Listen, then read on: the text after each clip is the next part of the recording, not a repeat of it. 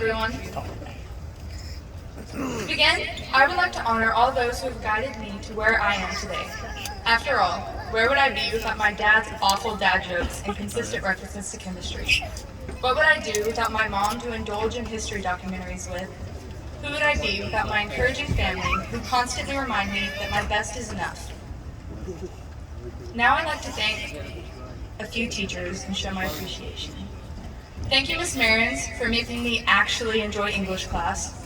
Thank you, Mr. Kang, for all the ping pong tournaments and for bringing the entertainment to every UIL meet. Mr. Berner, your invigorating lectures have always held some power that can make my day. And Miss Hunt, I've honestly considered your classroom as my second home. Thank you, Ms. Tompkins. Your memorable class began my official start in chemistry with contagious excitement. Gracias, señora Cervantes, por siempre aceptarme. Usted me ayudó a encontrar mi propio potencial. And Mr. Cox, your labs and projects were incredibly stressful, but I am so much better off having done them. Now, everyone on this field is leaving what we know to follow different paths. Some may be entering the workforce, some attending college, others joining the military. Nonetheless, we all have one thing in common: a future. We've been asked the same question since we were kids: what do you want to be when you grow up? But we were never asked the most important question: how can we make the best of our future?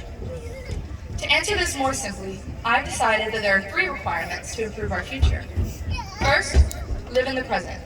Live day by day while keeping in mind your ultimate goal. Aristotle believed you are what you repeatedly do. Therefore, excellence becomes a habit, not an act.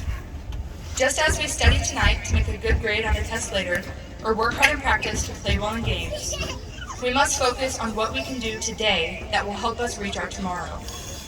As Leonardo da Vinci said, people of accomplishment rarely sat back and let things happen to them. They went out and happened to things. The ultimate goal is to look back and see how much you've grown. By focusing on the present, you build your foundation, and then you're building, brick by brick, day by day, until you have a strong structure to take pride in.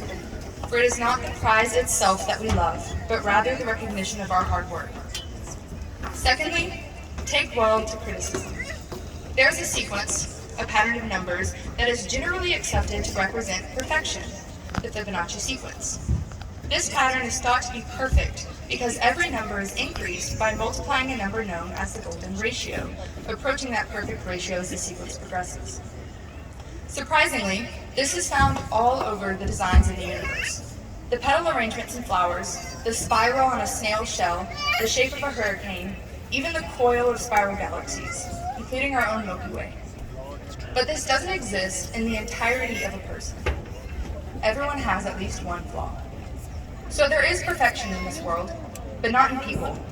Every one of us always has room to grow, so be open-minded to the advice given by those knowledgeable enough to gain your respect.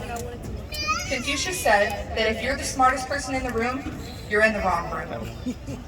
Once you no longer receive criticism, you've outgrown your place. Not only should criticism be kept in mind when you succeed, but also when you struggle.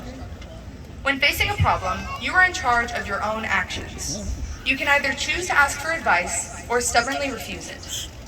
Edmund Vance Cook wrote that a trouble's a time, or a trouble's an ounce, or a trouble is what you make it.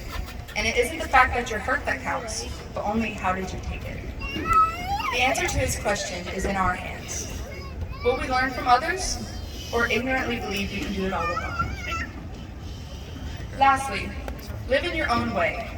This is your future, not your parents, nor your friends, nor your coworkers. Yours. So live a life that's full, taking each and every path you can, but do it your way. Winston Churchill said, "Success is not final, and failure isn't fatal." Sure, you may have regrets, but they will be few and far between if you live the way you want. Personally, I have pushed myself in the past few years to live in my own way. It gets difficult at times, but I found that my life is always better when I am the one making the decisions, even those I regret. There have been many instances where I have bitten off more than I can chew, and I've had my share of losing. But honestly, I find it all so amusing to have stressed over such insignificant losses because I know that all my shortcomings made me stronger and prepared me well. The best part of all this is that I did it my way.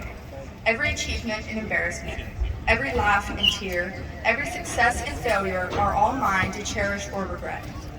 After all, what are we and what do we have if not ourselves?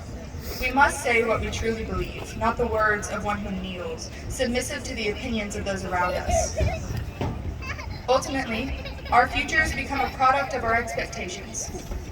In the words of Walter D. Wintle, if you think you are beaten, you are. If you think you'll lose, you're lost. Success begins with a person's will. It's all in the state of mind. If you think you're outclassed, you are. You've got to think high to rise. You've got to be sure of yourself before you can ever win the prize. Life's battles don't always go to the stronger or faster, but sooner or later, the person who wins is the one who thinks he can. Thank you.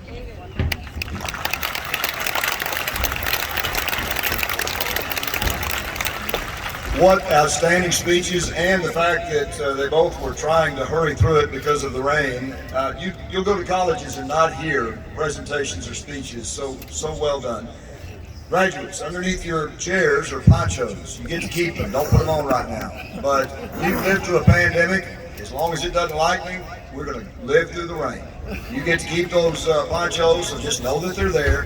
Furnished by the Barboursville Education Foundation, and you faculty, y'all all have ponchos too.